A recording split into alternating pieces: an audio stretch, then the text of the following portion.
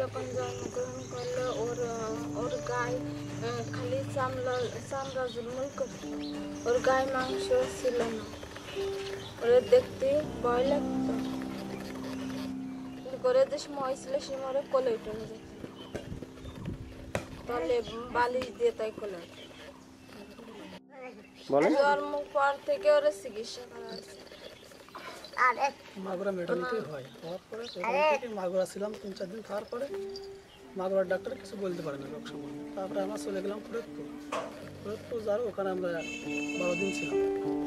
12 দিন থাকা সেখানে একটু ঠান্ডা ছিল, সেখানে ঠান্ডা মন্ডা সরার পরে সেখান থেকে আমরা বিভিন্ন জায়গায় আমাদের সব ডাক্তার আকবর এমপি সাহেব ওনাকে দেখানো হয়েছে, তারপর হাসিবকে দেখানো হয়েছে, জয়ন্তকে দেখানো হয়েছে এবং বিভিন্ন জায়গায় যেখানে বলে সেখানেই আমরা নিয়ে গেছি।